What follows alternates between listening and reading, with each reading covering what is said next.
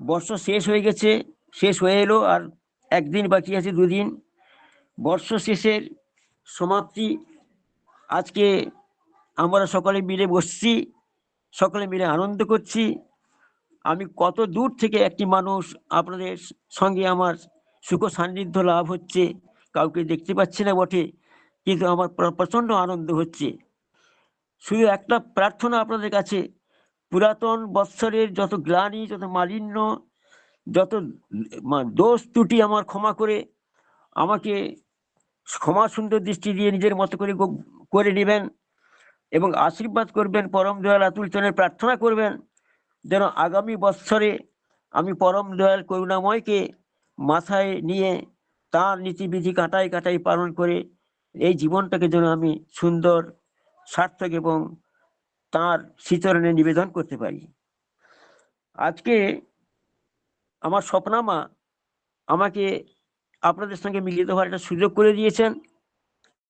আমার অনেক বয়স হয়েছে, তবুও ভাবি যে আপনাদের সঙ্গে এই মিলিত হওয়ার যে সুযোগটা আমি জীবনে একটি দুর্লভ প্রাপ্তি বলে মনে করি।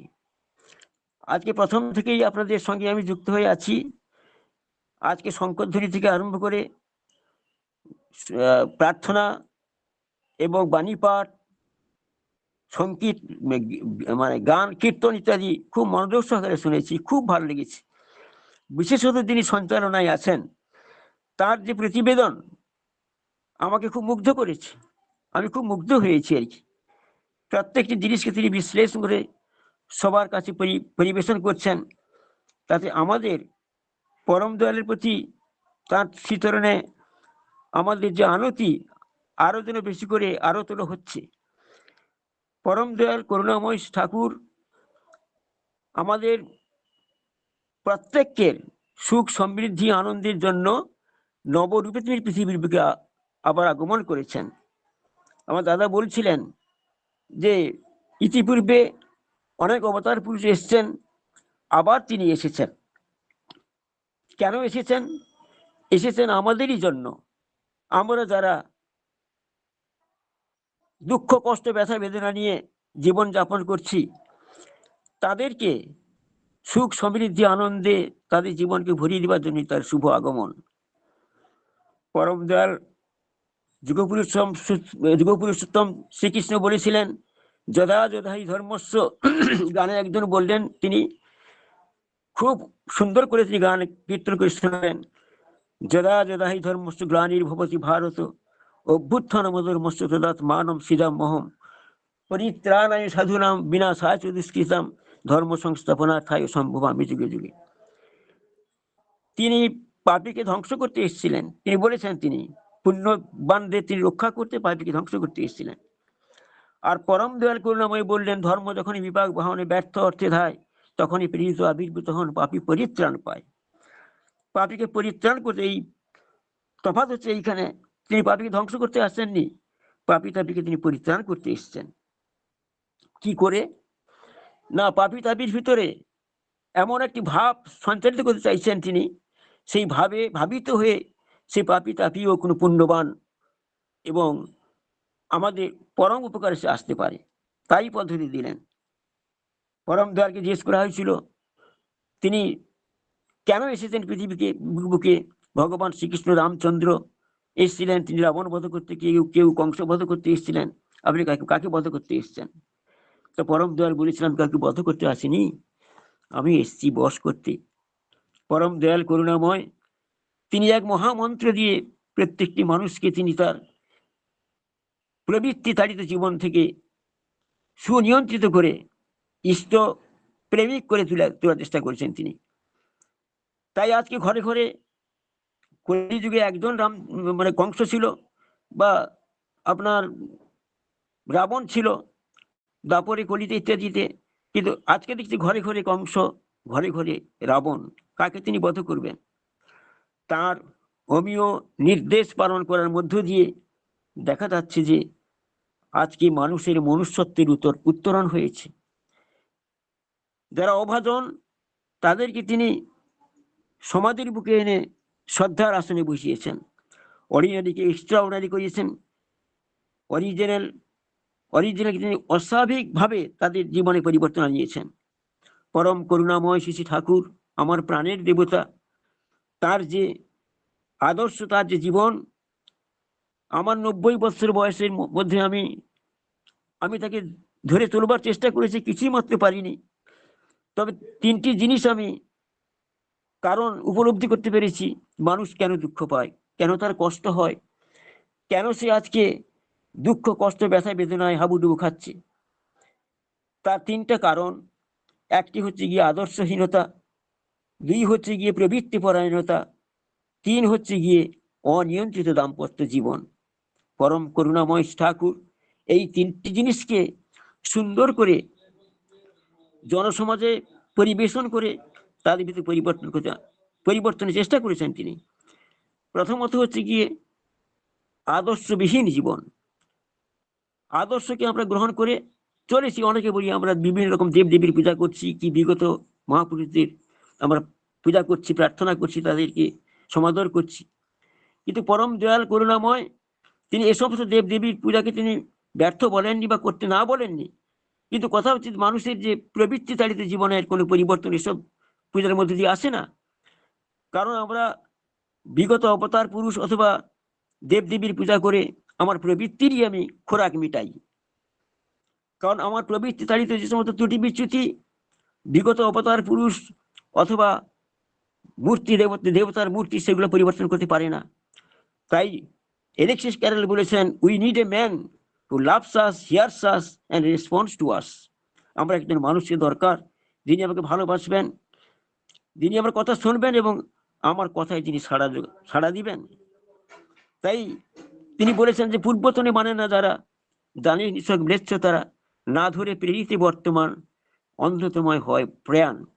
পূর্বতনকে মানতে হবে, কিন্তু তাদেরকে মেনে আমার জীবন পরিচালিত করে কিন্তু আমার জীবনের চারিত্রিক বিকাশ হবে না।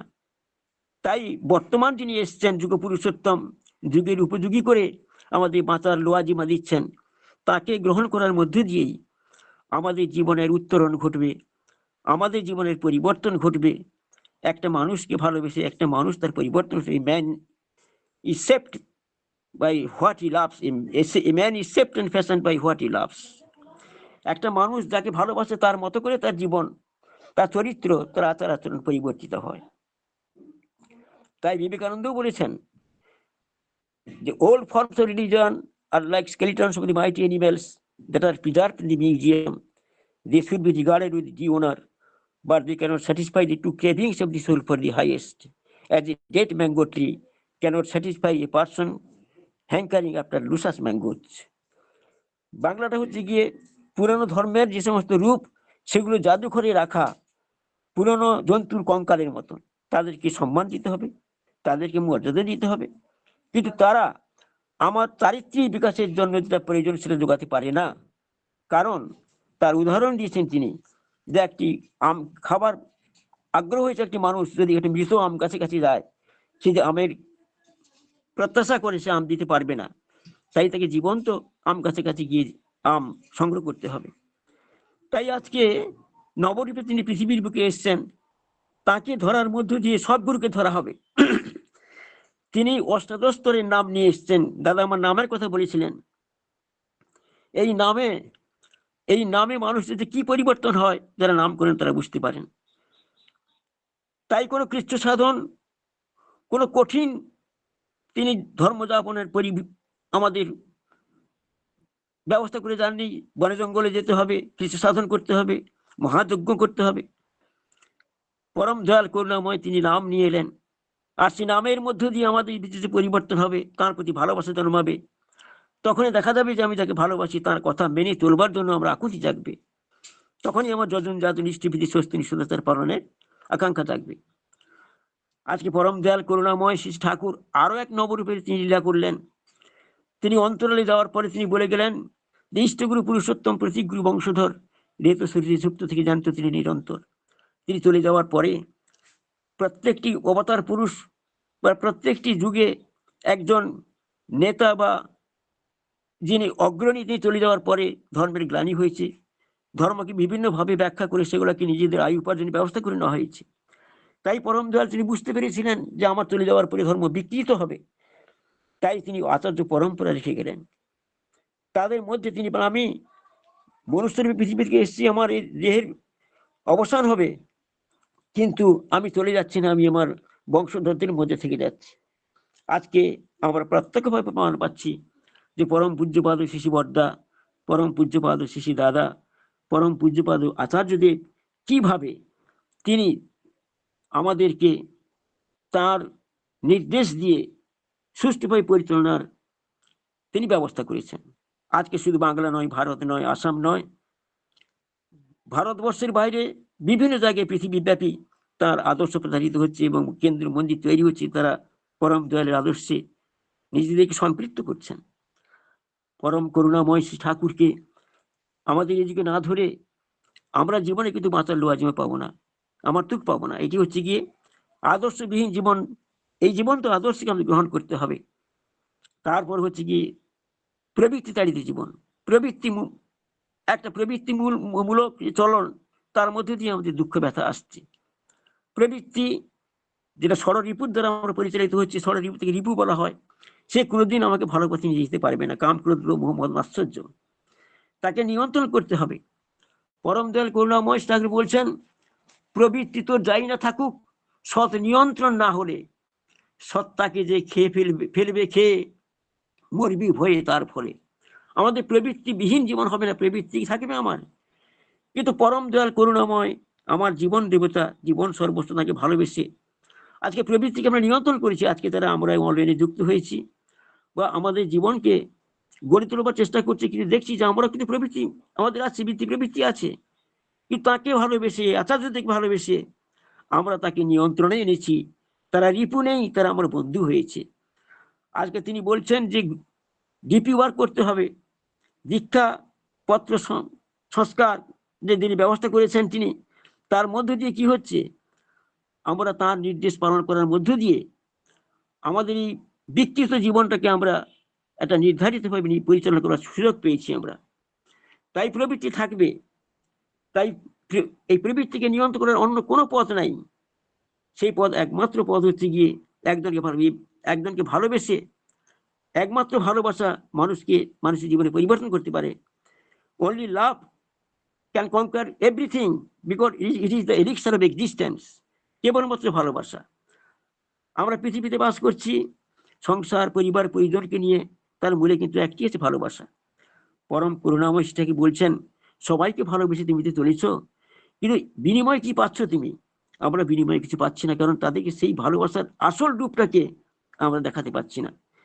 তাই পরম দয়ালকে সর্বোচ্চ ভালোবাসা যদি নিবেদন করতে পারি, তাহলে সেই ভালোবাসার আদর্শে আমি প্রত্যেককে আমি তার পথে পরিচালিত করতে পারি।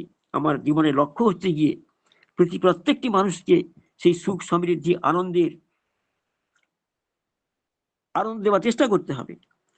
তাই প্রবৃত্তিকে নিয়ন্ত্রণ করবার একমাত্র পথ হচ্ছে গিয়ে পরম দয়ালকে ভালোবাসা এবং আচার্য নির্দেশকে পালন করা।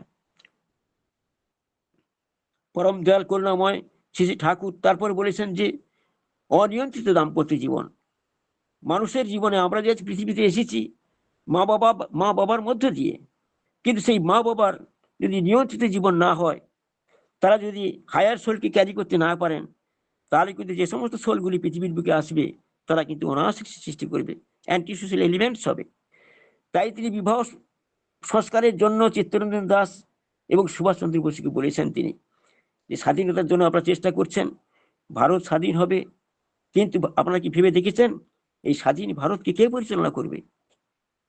চিত্তরঞ্জন দাস, সুভাষচন্দ্র বসু বলছেন, তার কি করে হবে না, বিবাহ সংস্কার আইন পাস করুন। যত্রতত্র বিবাহ যেমন তেমন করে বিবাহ, ঠাকুরের যে অনুলোম সমলোম প্রতিলোম বিবাহের কথা বলা হয়েছে, এই বিবাহ নীতি অবলম্বন না করলে আগামী দিনে মানুষের অস্তিত্ব বিলুপ্ত হয়ে যাবে। তাই তিনি বলেছেন যে বিবাহ সংস্কারের মধ্য দিয়ে competitive marriage of a man with woman is the great elixir of life. এই বৈদিক বিবাহের মধ্য দিয়ে যে সমস্ত দেব সন্তান পৃথিবীর বুকে আসবে, তারা একটা বিরাট পরিবর্তন আনবে। তাদের মধ্য দিয়ে আমাদের এই দেশ সুন্দরভাবে পরিচালিত হবে। তাই তিনি বলেছেন, তুমি তোমার যাজনের মধ্য দিয়ে তুমি অনেককে দীক্ষা দিতে পারো, অনেক কেন্দ্র মন্দির গড়ে তুলতে পারো, তুমি আমার পদপ্রান্তে কোটি কোটি টাকা ঢেলে দিতে পারো, কিন্তু তুমি যদি আমার কথাগুলোকে মনে প্রাণে ভালোবেসে তোমার পরবর্তী বংশধরদের মধ্যে সঞ্চারিত করতে না দিয়ে না দিয়ে এড়িয়ে যেতে পারো, তাহলে কিন্তু তুমি আমাকে ফাঁকি দিয়ে গেলে। আমি নামধান করছি, আমি পূজা পাঠ করছি, আমি সৎসঙ্গ করছি, ইষ্টিভীতি করছি, নিষ্ঠা সহকারে সৎসঙ্গ পালন করছি, দেখা যাচ্ছে যে আমার পরিবারের মধ্যে আমি সঞ্চালিত করতে পারিনি। পরম পূজ্যপাদ আচার্যদি বলছেন যে ধর্মকে আগে নিজের বাড়িতে পরিবেশন করার চেষ্টা করো, বাড়িতে আগে তাকে সুন্দর করে গড়ে তোলবার চেষ্টা করো, শক্তভাবে গড়ে তোলার চেষ্টা করো। তোমার এই পরিবার দেখে আর 10টি পরিবার সুষ্ঠুভাবে গড়ে উঠবে। একটি জ্বলন্ত প্রদীপ থেকে হাজার প্রদীপ জ্বলে উঠতে পারে, কিন্তু একটা নিভানো প্রদীপ থেকে কোনো প্রদীপ জ্বলবে না। তাই আজকের দিনে জীবনে পরম দয়াল যে বলেছেন যে আমি 10,000 বছর আসবো না, তাহলে তার এই ধারাকে কে প্রবর্তন করবে? যেমন পরম দয়াল করুণাময় তিনি আচার্য পরম্পরা তৈরি করে দিয়ে গেছেন, তার ধারাকে অপরিবর্তিত রেখে যেভাবে আমরা তাকে নিয়ে চলবার চেষ্টা করছি, 138 বছর তিনি চলে গেলেন, তবুও তার প্রচার জন্য আরো দ্বিগুণ, 3 গুণ, 4 গুণ, সহস্র গুণে যেন বেড়ে যাচ্ছে। ঠিক তেমনি করে আমি আমার পরম দয়ালকে আমার বংশক্রমে বংশানুক্রমে রেখে যাওয়ার জন্য আমি যদি পরবর্তী বংশধর হিসেবে গড়ে তুলতে না পারি, আমার বাড়িতে সুন্দর করে সাজানো এই সিংহাসন, ঠাকুরের মূর্তি, সে কিছু স্থায়িত্ব পাবে না, তা স্থায়ী হবে না। তাই আজকে পরম দয়াল করুণাময় ঠাকুর আমাদের দিকে তিনি সচেতন চেয়ে আছেন যে প্রতিটি মানুষ সুখ, শান্তি, সমৃদ্ধির অধিকারী হয়ে উঠুক। আজকে আমরা এই সৎসঙ্গে প্রার্থনা করেছি সকলের সুখ হোক, সকলের আনন্দ হোক, সকলের তৃপ্তি হোক, সকলের শান্তিতে থাকুক। এখানে কোনো জাতি, বর্ণ, ধর্ম নির্বিশেষে সকলের জন্য আমরা প্রার্থনা করছি। আমরা পরম দয়াল করুণাময় মানুষের জন্য তিনি পৃথিবী এসেছেন, তিনি সম্প্রদায় ঘুরতে আসেননি। ধর্ম হচ্ছে সার্বজনীন। একটি ধর্ম কি বাঁচা বাড়ার মর্মজা জানিস তো ধর্মতা, বাঁচতে নরে যা যা লাগে তাই দিয়ে ধর্ম থাকে, অন্যে বাঁচে নিজে থাকে, ধর্ম বলে জানিস তাকে। পরম করুণাময় চরণ তলে এসেই জানলাম যে আমরা নিজেদের কথাই ভাবতাম বেশি, নিজেরা বাঁচবো, নিজের পরিবারে বাঁচবে, ছেলে পেলে বাঁচবে, তাতে কিন্তু বাঁচা সফল হবে না। পরম দয়াল করুণাময় বলছেন যে তুমি অপরকে বাঁচালে তবে তুমি বাঁচতে পারবে।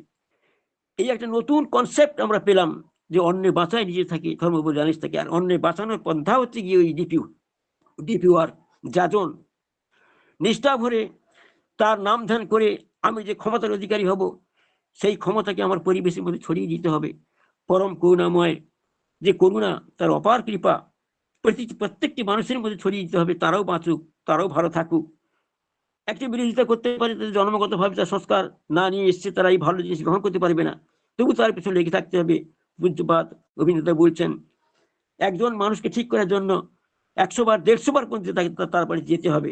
কি ত্যাগ, কি শিক্ষা, কি ধৈর্য, তাকে মানুষ করতে হবে, তাকে ভালো করতেই হবে। পরম করুণাময় ঠাকুর এইভাবে প্রত্যেকটি মানুষকে ভালো করবার জন্য আজকে অভিনব লীলা করছেন। সেই লীলায় আমাদের সামিল হতে হবে। প্রত্যেকটি মানুষের বাড়ি বাড়ি গিয়ে তাদেরকে ইষ্টপতি পরিচালিত করতে হবে, যারা ইষ্টভীতি করে না তাদের ইষ্টভীতি পরায়ণ করে তুলতে হবে। ইষ্টভীতি হচ্ছে মহাযজ্ঞ, ওই মহাযজ্ঞ না করলে কিন্তু তোমার জীবনে আর কোনো জিনিস হবে না। ধর্মকর্ম যাই করি না কেন, ধর্মকর্ম যাই না করি, ইষ্টভীতি ফেলে সবই কিন্তু ব্যর্থ হলো। ওরে আর্য ছেলে, ইষ্টভীতি কানেক্টিং ফোর্স, তার সঙ্গে যুক্ত হওয়ার একটা বিরাট একটা সোর্স। প্রত্যেক দিন সকালে ইষ্টভীতি নিবেদনের মধ্য দিয়ে আমরা তার সঙ্গে যুক্ত হই। আর তিনি পয়সা নেন না, তিনি আমাদের কর্মফল নেন। আর এই অনুরাগ সমৃদ্ধ যে ইষ্টভীতি তার প্রতি নিয়োগ করার ফলে তিনি সারাটি দিন আমার জীবনে থেকে আমার জীবনকে সুন্দর, সার্থক, পবিত্র করে তোলেন এবং আমার স্থায়িত্ব, আমার নিরাপত্তা তিনি ব্যবস্থা করেন।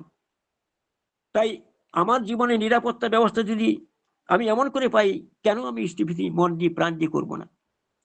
আর যাজন এবং ইষ্টভীতি, যজন যাজন ইষ্টভীতি, স্বস্তি সদাচার, আজকে যে করোনা হয়ে গেল, সেখানে প্রমাণিত হয়েছে যে সদাচার প্রত্যেকটি মানুষের জীবনে কতখানি অপরিহার্য। পরম দয়াল করুণাময় কতদিন আগে বলেছিলেন, আজকে প্রত্যেকটি মানুষের অন্তর্জগতে সদাচারটা সুন্দর করে মানুষ পালনের চেষ্টা করেছে।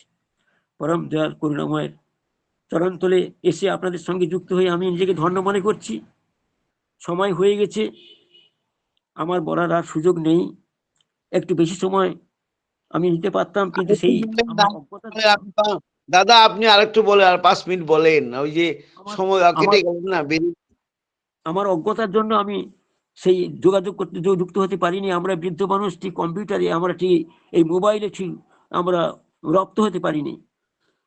পরম করুণাময় শ্রী ঠাকুর তিনি আমাদের জীবনে এসে আমাদের জীবনকে পরিবর্তন করবার জন্য যে সমস্ত পন্থা দিয়ে গেছেন, সেই পন্থা কিন্তু অন্য কোনো যুগে কোনো মহাপুরুষ এইভাবে দিয়ে যাননি। আর সকলেই বলে যে পরম দয়াল কেন এসেছেন? পরম দয়াল এসেছেন আমাদের পরিবার জীবনটাকে সুন্দর করবার জন্য। আমরা পারিবারিকভাবে পরিবার জীবন সকলে বিধ্বস্তের মধ্যে আছি, আমরা কাউকে কন্ট্রোল করতে পারছি না। তাই পরম দয়াল করুণাময় ঠাকুর বললেন যে পরিবার জীবনের অকৃতকার্যতা, আধ্যাত্মিক জীবনটা তমসাচ্ছন্ন। আমরা যেমন তেমন করে যারা বিয়ে করে ফেলেছি, পরম দয়াল করুণাময়ের যে বিবাহ নীতিকে অবলম্বন না করে, তার ফলে যে সমস্ত সন্তান সন্ততি এসছে, তারা তো তেমনি করে গড়ে উঠেনি, সেরকম মনোভাব তারা পায়নি। তাই ওদেরকে ঠিক মতো করে ঠাকুরের পথে পরিচালিত করবার জন্য আমাদের একটু পরিশ্রম করতে হবে, চেষ্টা করতে হবে, নিজেকে সাধনা করতে, তপস্যা করতে হবে, নাম করতে হবে। নামের মধ্যে আমাদের জীবনে যে ধরনের শক্তি আসবে, পরম দয়াল করুণাময় শ্রী ঠাকুরের সাথে বড় খোকা আচ্ছা শ্রী বর্দা বলেছিলেন যে নাম হচ্ছে কি স্টোর হাউস অফ এনার্জি। তুমি যতই নাম করবে তত তোমার ভিতরে এনার্জি স্টোর হয়ে যাবে। আর সেই এনার্জি যখন স্টোর হবে, তখন তুমি ভক্তি ভরে পরম দয়ালের কথা যখন মানুষের কাছে নিবেদন করবে, তখন সেই কথাটা তুমি এফেক্টিভ হবে, তা নাহলে হবে না। নাম না করলে যে যাজন, সেটা হচ্ছে গাজনের মতো বলছেন তিনি। তাই পরম দয়ালকে আগে ভালোবাসতে হবে। যদি মুগ্ধ করতে চাও তবে নিজে সম্পূর্ণ মুগ্ধ হও। অপরকে যদি তুমি ইষ্টভীতি প্রদান করতে চাও, তাহলে তোমাকে নিষ্ঠা ভরে ইষ্টভীতি আগে নিজে করতে হবে। আপনি আচুরি ধর্ম অপরে শেখাই। পরম দয়াল তিনি এসে আমাদের যে বিধিবিধানগুলো দিয়ে গেলেন, নিরামিষ আহার, এই নিরামিষ আহারের ফলে মানুষের মধ্যে আত্মশুদ্ধি হবে। আপনি আমিষ আহার করলে কিন্তু আপনার ভিতরে সেই শুদ্ধি আসবে না। তাই পরম দয়াল বলছেন যে সত্তা শুদ্ধ আত্মা শুদ্ধ। আর সত্তা শুদ্ধ হবে কি করে? না নিরামিষ আহারের ফলে। আমরা আমিষ আহার করে আমাদের ভিতরে যে সেলগুলো আছে, সেই সেলগুলো, আমিষের যে সেল, সেগুলো যুদ্ধ হয়, তাই এজিটেশন শুরু হয়, তাই আমরা নানা রকম রোগগ্রস্ত হয়ে পড়ি। কিন্তু সবজি যখন খাই আমরা, ভেজিটেবল সেলের সঙ্গে অ্যানিমেল সেলের কোনো দ্বন্দ্ব হয় না, বিজ্ঞান এটা বলছে। তাই যখন সবজি খাই, সেটাও অবশ্য শুদ্ধভাবে রান্না বান্না করা, তেল মশলা যুক্ত, তেল মশলা বিহীন করে, বেশি বেশি না দিয়ে সেই আহার যখন করছি আমরা, আমাদের মধ্যে একটা শান্ত সৌম্য ভাব সৃষ্টি হয়। আর সেই ভাব সৃষ্টি হওয়ার ফলে কি হয়? ঠাকুরের আদর্শকে আমি সুন্দর করে গ্রহণ করে আমার জীবনে রপ্ত করতে পারি। আপনি প্রাণী জগতের দিকে তাকান, যারা নিরামিষ আহার করে, হাতি, ঘোড়া, উট, তারা সহনশীল, তাদের ধৈর্য সহ্য দেখুন। বাঘ, সিংহ, কুকুর, তাদের দেখুন তারা অতি অল্পেতেই হিংস্র হয়ে উঠে, এবং তাদের যে প্রবৃত্তি কতখানি মানুষকে ক্ষতিকারক হয় আপনি বুঝতে পারছেন।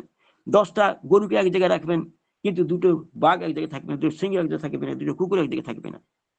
তাই আহারের উপর নির্ভর করছে আমাদের জীবন এবং আমাদের সত্তার গঠন।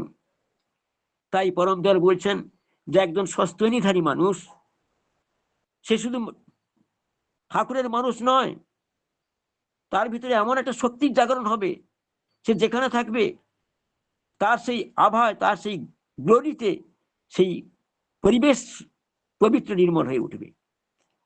তাই আমাদের সাধনার প্রথম ধাপ দরকার, যে যারা ঠাকুরকে ধরেছি তাদের সস্তনী গ্রহণ করে নিরামিষ আহারে রপ্ত হতে হবে। আজকে আমরা বড় কঠিন দিনে এসেছি। রাজনৈতিক, প্রাকৃতিক, সামাজিক, পারিবারিক, ব্যক্তিগত জীবন সকলেরই বিধ্বস্ত। আমরা পথ খুঁজে পাচ্ছি না। আমাদের সেই একমাত্র পথ পরম দয়াল করুণাময়ের পথ। আমি আমার 90 বছর বয়সে আজকে আমি কম্বুকণ্ঠে বলছি যে আমি আজ পরম দয়ালকে নিয়ে ঠিক ঠিক চলতে পারি, যতটুকু চলতে পেরেছি। স্বল্প উপাস্য ধর্মস্য ত্রায়তে মহত ভয়াত, পরম গীতায় বলা হয়েছে যে অতি অল্প অনুসরণের মধ্যে দিয়ে আমরা মহাভয় থেকে মুক্তি পাই। আমি আমার জীবনকে সেইভাবে উপলব্ধি করতে পারছি। ধর্ম অনুভূতির উপর, অনুভূতির দ্বারা যা দাঁড়াবে তাই জ্ঞান। তাই আমার অনুভূতি থেকে আমি আমার কথাগুলো নিবেদন করলাম আপনাদের কাছে। তো যদি ক্ষমা করবেন। আপনারা সকলে পরম দয়ার কাছে প্রার্থনা করবেন, এই আকুতি আপনাদের কাছে, আমি যেন আমার পরবর্তী জীবন যতদিন বেঁচে থাকবো, পরম দয়ালকে এইভাবে প্রাণ দিয়ে ভালোবেসে তার কথা মানুষের কাছে নিবেদন করে, নিজে আচরণ করে, অপরকে আচরণে অভ্যস্ত করে যেন আমি আমার জীবনকে সার্থক করতে পারি। পরম দয়াল আতুল চরণে এই প্রার্থনা করি। আপনারাও আমার জন্য প্রার্থনা করবেন। আমি আকুল ভাবে পরম দয়ালের কাছে প্রার্থনা করছি, আপনাদের সকলের জীবন, প্রত্যেকের জীবন সুন্দর, সার্থক, পবিত্র হোক। পরম করুণাময়ের ইচ্ছাকে পরিপূরণ করে আমাদের জীবনকে সুন্দর এবং পবিত্র করে তুলি। বন্দে পুরুষোত্তম। জয় গুরু, জয় গুরু। শ্রদ্ধা দাদা, অসাধারণ ইষ্ট প্রসঙ্গ। জীবনে দুঃখ আসার 3টি কারণ আপনি বললেন। পূর্বতন বর্তমান প্রীত পুরুষের চরণ আশ্রিত না হওয়া এবং বৃত্তি প্রবৃত্তি দ্বারা ঘিরে থাকা এবং সুসংগত বিবাহ না করা। এই 3টির ফলে মানুষ মানে দুঃখ, কষ্ট, যন্ত্রণায় ভোগে। কি সুন্দর করে তার সম্পূর্ণ বিবরণ দিলেন স্বামী বিবেকানন্দের সেই বাণীটি, the old form of religion just like a skeleton of a human being. বলছিলেন সেই বাণীটি যে পুরাতন ধর্মের যে পদ্ধতি একটা মৃত মানুষের কঙ্কালের মতো, which can preserve in a museum with regards, বলছিলেন আর কি, সম্মানের সহিত আমরা যাকে সম্মানের সহিত আমি মিউজিয়ামে রেখে দিতে পারি এবং সম্মান সহকারে তাকে মানে স্মরণ করতে পারি। হ্যাঁ, like a wooden mango tree, একটা শুকনা আম গাছের মতো, হুইচ মানে the tree which can not gives us the luscious fruit, যিনি সেই শুকনা আম গাছে আমাদেরকে রসাল আম দিতে পারবে না। তাই বর্তমান পরিত পুরুষের সঙ্গে যুক্ত হলেই তার থেকে আমরা রসাল বস্তু পাবো, জীবনের পথ খুঁজে পাবো। তিনি যেভাবে বলেছেন সেইভাবে বললেন। স্বামী বিবেকানন্দ সেই যে তার স্বামী বিবেকানন্দ গ্রন্থে বলেছেন এই বাণীটি খুব সুন্দর। তারপরে বলেছেন, বুদ্ধিমান বুঝিয়া লও, তোমাদের পূর্বতন থেকে বর্তমানে আহ্বান করিতেছি। হ্যাঁ, পূর্বতন হতে বর্তমানে আহ্বান করেছি, বুদ্ধিমান বুঝিয়া লও। আমার শ্রদ্ধা দাদা সে কথা বলছিলেন খুব সুন্দর করে, বিভিন্ন গ্রন্থি কথা বলে। তারপরে পরিশেষে একদম ধর্ম কি তার সম্পূর্ণ বিভিন্ন বাণী দিয়ে আমাদেরকে বললেন এবং আমরা সবাই মিলে এখানে খুব প্রীত হয়েছি। আজকে আমার শ্রদ্ধা দাদা 90 বছরের বয়সেও কি সুন্দর করে ইষ্ট প্রসঙ্গ করলেন। আমরা তো অবশ্যই প্রার্থনা তো করবোই, আমরা পরম পিতার চরণে আপনি সুস্থ স্বাস্থ্য নিরোগ হয়ে থাকুন, এ প্রার্থনা আমরা করবোই। পরম পিতাও আপনার উপর দাঁড়িয়ে আছেন, তিনি সব শুনতে পেলেন, তার তো আশীর্বাদ আপনার উপর বর্ষিত হচ্ছেই, কারণ তারই পবিত্রভূত বাধাধারী কর্মী আপনি। আপনি তাকে নিয়ে আছেন জীবনের পথে। আপনি তথাপিও আমরা পরম পিতার চরণে প্রার্থনা করব, প্রভু যেন আপনার সবসময় সুস্থ রাখেন এবং সুখে শান্তিতে আনন্দে পরিবার পরিজনকে নিয়ে সুখে শান্তিতে আনন্দে থাকেন, এই প্রার্থনা তারই চরণে। জয় গুরু। শ্রদ্ধা দাদা, আপনি খুব ভালো থাকবেন এবং আবার স্বপ্না মাকে বলবো আপনাকে আমন্ত্রণ করার জন্য। আপনি আসবেন, আপনার কথা আমরা শুনবো, প্রিয় পরমের কথা, অপূর্ব কথা আজকে নিবেদন করলেন, সে কথা শুনলাম, আমরা সবাই প্রীত হয়েছি, আমরা ইষ্টপথে এগিয়ে যাওয়ার প্রেরণা পেয়েছি। আর আপনি সেই ডিপি ওয়ার্কসের কথা বলছিলেন, আচার্য পরম্পরা কথা বলছিলেন, যার মাধ্যমে যাজন কর্ম হয় আর নিজেও যাজিত হওয়া যায় এবং যার মাধ্যমে যাজন কাজ চলছে। খুব সুন্দর, অপূর্ব, অসাধারণ। জয় গুরু। শ্রদ্ধা দাদা, আপনি খুব ভালো থাকবেন। জয় গুরু। জয় গুরু, জয় গুরু। আবার স্বপ্নমাকে বলবো আবার আপনাকে নিয়ে আসার জন্য, আপনি আমাদের এখানে আসবেন, আমাদের আপনার প্রিয় পরমের কথা আমাদেরকে শোনাবেন। জয় গুরু।